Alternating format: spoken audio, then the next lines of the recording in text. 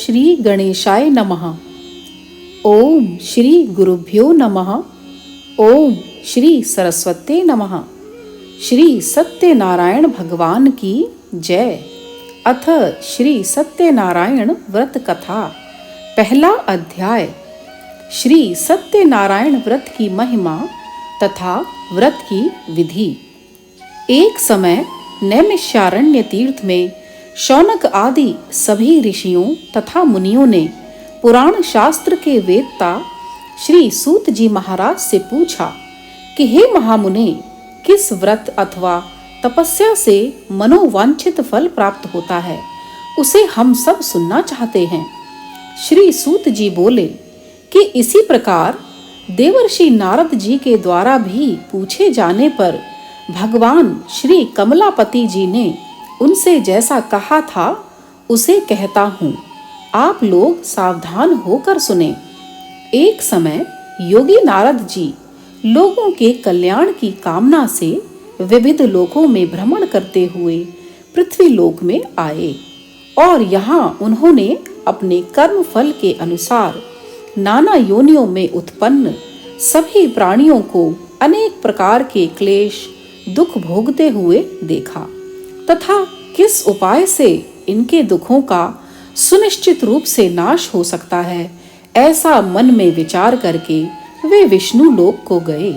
वहां 4 भुजाओं वाले शंख, चक्र, गदा, पद्म तथा वनमाला से विभूषित शुक्ल वर्ण भगवान श्री नारायण जी का दर्शन कर उन देवादिदेव की वे स्तुति करने लगे।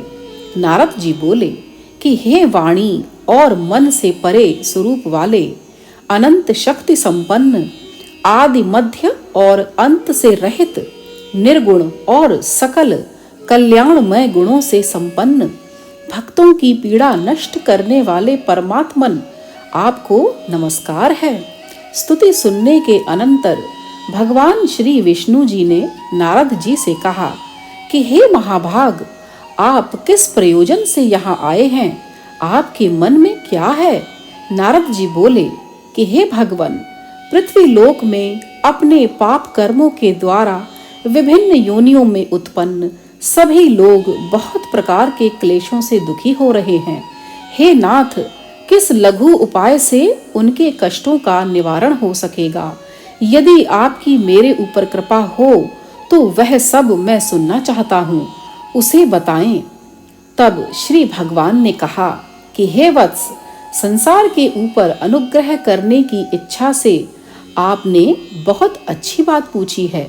जिस व्रत के करने से प्राणी मोह से मुक्त हो जाता है, उसे आपको बताता हूँ, आप सुने। हे वत्स, स्वर्ग और पृथ्वी लोक में दुर्लभ भगवान सत्यनारायण का एक महान व्रत है। आपके स्नेह के कारण इस समय मैं उसे कह रहा हूँ। अच्छी प्रकार विधि विधान से भगवान श्री सत्यनारायण जी का व्रत करके मनुष्य शीघ्र ही सुख प्राप्त कर परलोक में मोक्ष को प्राप्त कर सकता है। भगवान की ऐसी वाणी सुनकर नारद जी ने कहा कि हे प्रभु, इस व्रत को करने का फल क्या है, इसका विधान क्या है, इस व्रत को किसने किया और इसे कब करना चाहिए, यह सब विस्तार पूर्वक बतलाइए।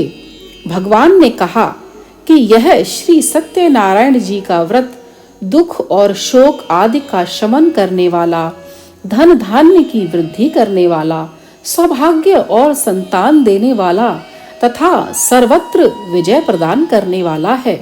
जिस किसी भी दिन भक्ति और श्रद्धा से समन्वित होकर मनुष्य ब्राह्मणों और बंधु बांधवों के साथ धर्म में तत्पर होकर सायंकाल में भगवान श्री सत्यनारायण जी की पूजा करें, नैवेद्य के रूप में उत्तम कोटि के भोजनीय पदार्थ को सवाया मात्रा में भक्ति पूर्वक अर्पित करना चाहिए। केले के फल, घी, दूध, गेहूं का चूर्ण अथवा गेहूं के चूर्ण के अभाव में साठी का चूर्ण, शक्कर या गुड़, यह सब योग्य सामग्री सवाया मात्रा में एकत्र कर निवेदित करनी चाहिए। बंधु बांधवों के साथ श्री सत्यनारायण भगवान जी की कथा सुनकर ब्राह्मणों को भोजन कराना चाहिए। भक्ति पूर्वक प्रसाद ग्रहण करके नृत्य गीत आदि का आयोजन करें। तदंतर भगवान श्री सत्यनारायण जी का स्मरण करते हुए अपने घर को जाएं। ऐसा करने से मनुष्य की अभिलाषा अवश्य पूर्ण होती है। विशेष रूप से कलयुग में पृथ्वीलोक में यह सबसे छोटा एवं सरल उपाय है। इस प्रकार श्री स्कंद पुराण के अंतर्गत रेवा खंड में श्री सत्यनारायण व्रत कथा का यह पहला अध्याय पूरा हुआ। दूसरा अध्याय निर्धन ब्राह्मण तथा काष्ठ क्रेता की कथा। बोलो श्री सत्यनारायण भगवान की जय। सूत जी ने कहा कि हे ऋषियों, जिन्होंने पहले समय में इस व्रत को किया है उनका इतिहास कहता हूँ, आप सब ध्यान से सुने। सुंदर काशीपुरी नगरी में एक अत्यंत निर्धन ब्राह्मण रहता था। वह ब्राह्मण भूख और प्यास से बेचैन होकर पृथ्वी पर घूमता रहता था। ब्राह्मणों से प्रेम करने वाले श्री विष्णु जी भगवान ने ब्राह्मण को देखकर एक दिन स्वयं बूढ़े ब्राह्मण का रूप धारण कर ब्राह्मण के पास जाकर बड़े ही आदर के साथ पूछा कि हे विप्रदेव, तुम नित्य ही दुखी होकर पृथ्वी पर क्यों घूमते हो? तब उस ब्राह्मण ने कहा कि मैं भिक्षा के लिए पृथ्वी पर फिरता हूँ। हे भगवान, यदि आप इससे छुटकारा पाने का कोई उपाय जानते हो तो कृपा कर मुझे बताएं। वृद्ध ब्राह्मण का रूप धारण किए श्री विष्णु जी ने कहा कि हे ब्राह्मण, श्री सत्यनारायण भगवान मनोवांछित फल देने वाले हैं, इसीलिए तुम उनका पूजन करो। इससे मनुष्य सब दुखों से मुक्त हो जाता है। तब ब्राह्मण को व्रत का सारा विधान बताकर बूढ़े ब्राह्मण का रूप धारण करने वाले श्री भगवान जी अंतर ध्यान हो गए। जिस व्रत को वृद्ध ब्राह्मण ने बताया है, मैं उसको अवश्य ही करूंगा, यह निश्चय कर वह ब्राह्मण घर चला गया। अगले दिन वह जल्दी उठा और श्री सत्यनारायण जी का व्रत करने का निश्चय कर भिक्षा मांगने के लिए चल दिया। उस दिन उसको भिक्षा में बहुत धन मिला, जिससे उसने पूजा का सामान खरीदा और घर आकर अपने बंधु बांधवों के साथ श्री सत्यनारायण जी का व्रत किया। इसके करने से वह ब्राह्मण सब दुखों से छूटकर अनेक प्रकार की सुख संपत्तियों से युक्त हुआ। तभी से वह विप्र हर मास व्रत करने लगा। इसी प्रकार श्री सत्यनारायण जी के व्रत को जो शास्त्र विधि के अनुसार करेगा, वह सब पापों से छूटकर मोक्ष को प्राप्त होगा। आगे भी जो मनुष्य पृथ्वी पर श्री सत्यनारायण जी का व्रत करेगा, वह सब दुखों से छूट जाएगा। इस तरह नारद जी से सत्यनारायण भगवान का कहा हुआ व्रत मैंने आपसे कहा। तब ऋषियों ने कहा कि हे मुनीश्वर, संसार में इस विप्र से सुनकर किस किस ने इस व्रत को किया, यह हम सब सुनना चाहते हैं। श्री सूत जी ने कहा कि हे मुनियों, जिस जिस प्राणी ने इस व्रत को किया है, उन सब की कथा सुनो। एक समय वह ब्राह्मण धन और ऐश्वर्य के अनुसार बंधु बांधवों के साथ व्रत पूजन कर रहा था कि उसी समय एक लकड़हारा वहां आया। उसने लकड़ियां बाहर रख दी और विप्र के घर चला गया। प्यास से व्याकुल लकड़हारे ने विप्र को व्रत करते देखा। तब उसने उस विप्र को नमस्कार किया और पूछा कि हे विप्र, आप यह किसका पूजन कर रहे हैं? इस व्रत से क्या फल मिलता है? कृपा करके मुझे बताएं। ब्राह्मण ने कहा कि सब मनोकामनाओं को पूरा करने वाला यह श्री सत्यनारायण जी का व्रत है। इनकी ही कृपा से मेरे यहाँ धन धान्य आदि की वृद्धि हुई है। विप्र से इस व्रत के बारे में जानकर वह लकड़हारा बहुत ही प्रसन्न हुआ। भगवान का चरणामृत ले और भोजन करने के बाद वह अपने घर को चला गया। अगले दिन लकड़हारे ने अपने मन में संकल्प किया कि आज गांव में लकड़ी बेचने से जो धन मिलेगा, उसी से भगवान श्री सत्यनारायण जी का यह उत्तम व्रत करूंगा। मन में ऐसा विचार कर वह लकड़हारा लकड़ियां अपने सिर पर रखकर जिस नगर में धनवान लोग रहते थे वहां गया। उस दिन उसे उन लकड़ियों के चौगुने दाम मिले। वह बूढ़ा लकड़हारा अति प्रसन्न होकर पके केले, शक्कर, शहद, घी, दूध, दही और गेहूं का चूर्ण इत्यादि श्री सत्यनारायण भगवान जी के व्रत की सभी सामग्री लेकर अपने घर आ गया। फिर उसने अपने बंधु बांधवों को बुलाकर विधि विधान के साथ भगवान की पूजा और व्रत किया।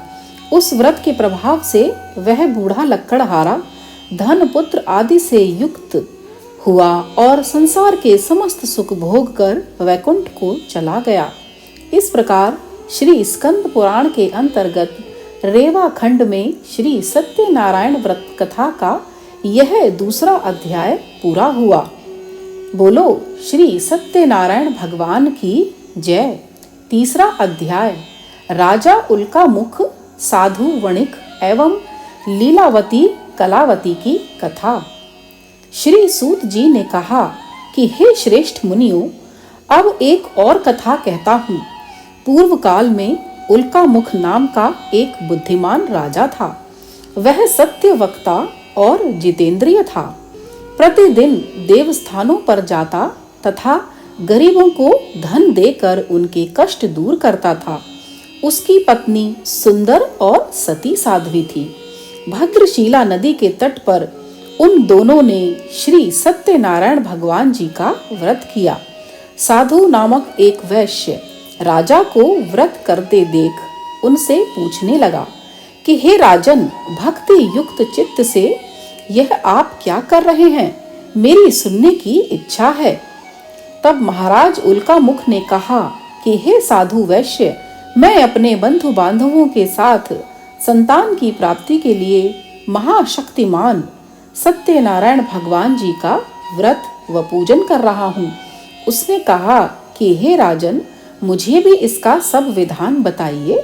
मैं भी आपके कथनानुसार इस व्रत को करूँगा। मुझे कोई संतान नहीं है। मुझे विश्वास है कि इससे निश्चय ही मेरे यहाँ भी संतान होगी। राजा से सब विधान सुन व्यापार से निवृत्त हो वह वैश्य खुशी खुशी अपने घर आया।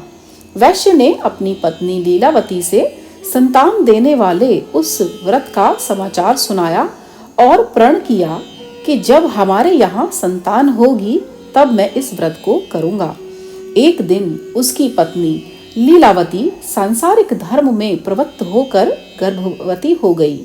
उसने एक सुंदर कन्या को जन्म दिया। कन्या का नाम कलावती रखा गया। इसके बाद लीलावती ने अपने पति को याद दिलाया कि आपने जो भगवान का व्रत करने का संकल्प किया था, अब आप उसे पूरा कीजिए। साधु वैश्य ने कहा कि हे प्रिय, मैं कन्या के विवाह पर इस व्रत को करूंगा। इस प्रकार अपनी पत्नी को आश्वासन दे वह व्यापार करने चला गया।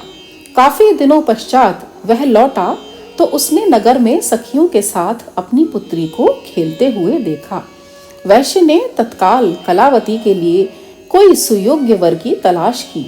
कंचन नगर के एक सुयोग्य वणिक पुत्र से अपने बंधु बांधवों सहित प्रसन्नचित होकर अपनी पुत्री का विवाह उसके साथ कर दिया। वैश्य विवाह के समय भी सत्यनारायण भगवान जी का व्रत करना भूल गया। इस पर श्री सत्यनारायण भगवान की लीला हुई। अपने कार्य में कुशल साधु नामक वैश्य अपने जामाता सहित नाव को लेकर व्यापार करने के लिए समुद्र के समीप स्थित रत्नसारपुर नगर में गया। दोनों ससुर जमाई राजा चंद्रकेतु के नगर में व्यापार करने लगे। एक दिन भगवान श्री सत्यनारायण जी की माया से प्रेरित एक चोर राजा का धन चुराकर भागा जा रहा था। राजा के दूतों को अपने पीछे आते देखकर चोर ने घबराकर राजा के धन को उनकी नाव में रखकर भाग गया, जहां ससुर जमाई थे। जब राजा के दूतों ने धन को उनकी नाव में रखा देखा तो वे उन्हें पकड़कर राजा के समीप जाकर बोले कि हम ये दो चोर पकड़ कर लाए हैं। आप आज्ञा दें। राजा ने कहा कि इन्हें कारागार में डाल दो। इस प्रकार राजा की आज्ञा से उनको कठिन कारावास में डाल दिया गया तथा उनका धन भी ले लिया गया। सत्यनारायण भगवान जी की लीला के अनुसार साधु वैश्य की पत्नी लीलावती व पुत्री कलावती भी घर पर बहुत दुखी हुई। उनके घर में रखा धन चोर ले गए।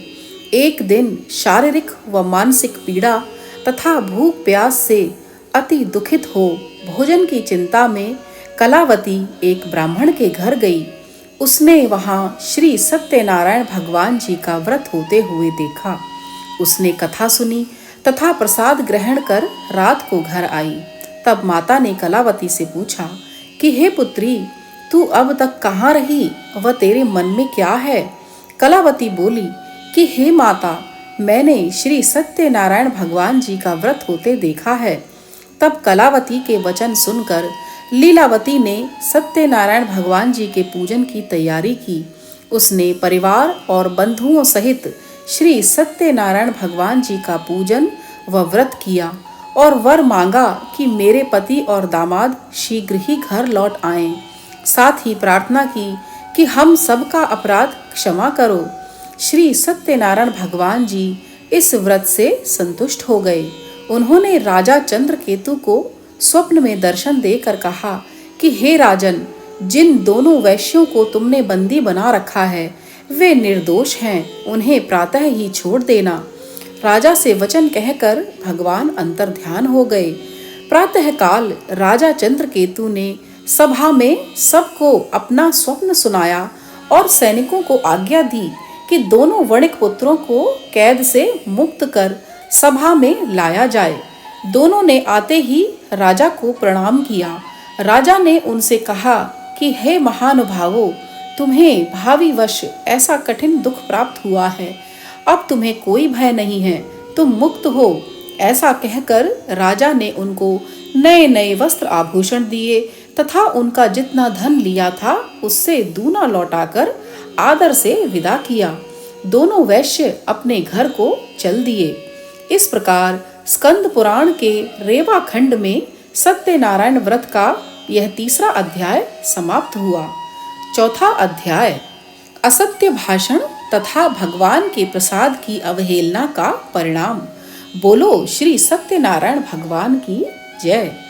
श्री सूत जी ने कहा कि वैश्य और उसके जमाई ने मंगलाचार करके यात्रा आरंभ की और अपने नगर की ओर चल पड़े। उनके थोड़ी दूर आगे बढ़ने पर दंडी वेशधारी श्री भगवान जी ने उससे पूछा कि हे वैश्य, तेरी नाव में क्या है? अभिमानी वणिक हंसता हुआ बोला कि हे दंडी, आप क्यों पूछते हैं? क्या धन लेने की इच्छा है? मेरी नाव में तो बेल और पत्ते भरे हैं। वैश्य का कठोर वचन सुनकर दंडी रूपी भगवान जी ने कहा कि तुम्हारा वचन सत्य हो, तथास्तु। ऐसा कहकर वे वहां से कुछ दूर जाकर समुद्र के किनारे बैठ गए। दंडी महाराज के जाने के पश्चात वैश्य ने नित्य क्रिया से निवृत्त होने के बाद नाव को ऊंची उठी देखकर अचंभा किया तथा नाव में बेल पत्ते आदि देखकर मूर्छित होकर जमीन पर गिर पड़ा। होश में आने पर अत्यंत शोक प्रकट करने लगा। तब उसके जामाता ने कहा कि आप शोक न करें, यह निश्चय ही दंडी महाराज का श्राप है, अतः उनकी शरण में ही चलना चाहिए, तभी हमारी मनोकामना पूरी होगी। जामाता के वचन सुनकर दंडी महाराज के पास पहुंचा और भक्ति भाव से प्रणाम करके बोला कि मैंने जो आपसे असत्य वचन कहे थे उसके लिए मुझे क्षमा करें। ऐसा कहकर वैश्य रोने लगा। तब दंडी भगवान बोले कि हे वणिक पुत्र, मेरी आज्ञा से तुझे बार बार दुख प्राप्त हुआ है, तू मेरी पूजा से विमुख हुआ है। तब उसने कहा कि हे भगवान, आपकी माया से ब्रह्मा आदि देवता भी आपके रूप को नहीं जान पाते हैं, तब मैं अज्ञानी भला कैसे जान सकता हूँ? आप मुझ पर प्रसन्न होइए, मैं अपनी सामर्थ्य के अनुसार आपकी पूजा करूँगा। हे प्रभु, मेरी रक्षा कीजिए और पहले के समान मेरी नौका को धन से भर दीजिए। उसके भक्ति युक्त वचन सुनकर भगवान जी प्रसन्न हो गए और उसकी इच्छा अनुसार वर देकर अंतर्ध्यान हो गए। तब ससुर व जामाता दोनों ने नाव पर आकर देखा कि नाव धन से परिपूर्ण है। फिर वह भगवान सत्यनारायण जी का पूजन कर जामाता सहित अपने नगर को चला। जब वह अपने नगर के निकट पहुंचा तब उसने एक दूत को अपने घर भेजा। दूत ने वैश्य के घर जाकर उसकी पत्नी को नमस्कार किया और कहा कि आपके पति अपने दामाद सहित इस नगर के समीप आ गए हैं। लीलावती और उसकी कन्या कलावती उस समय भगवान श्री सत्यनारायण जी का पूजन कर रही थी। दूत का वचन सुनकर साधु की पत्नी ने बड़े हर्ष के साथ सत्यदेव का पूजन पूर्ण किया और अपनी पुत्री से कहा कि मैं अपने पति के दर्शन को जाती हूँ, तू भी जल्दी से कार्य पूर्ण कर शीघ्र आना। परंतु कलावती पूजन एवं प्रसाद छोड़कर अपने पति के दर्शन के लिए चली गई, परंतु उसको अपने पति का दर्शन प्राप्त नहीं हुआ और नौका डूब गई। नौका को डूबा हुआ देखकर वैश्य दुखी होता हुआ बोला कि हे प्रभु, मुझसे या मेरे परिवार से जो भूल हुई है उसे क्षमा करो। उसके दीन वचन सुनकर भगवान श्री सत्यनारायण प्रसन्न हो गए और आकाशवाणी हुई कि हे वैश्य, तेरी कन्या मेरा प्रसाद छोड़कर आई है, इसीलिए इसका पति ईदृश्य हुआ है। यदि वह घर जाकर प्रसाद खाकर लौटे तो इसका पति इसे अवश्य मिलेगा। यह आकाशवाणी सुनकर कलावती अपने घर गई और उसने भगवान श्री सत्यनारायण जी का पूजन किया और प्रसाद खाया और फिर आकर अपने पति के दर्शन किए।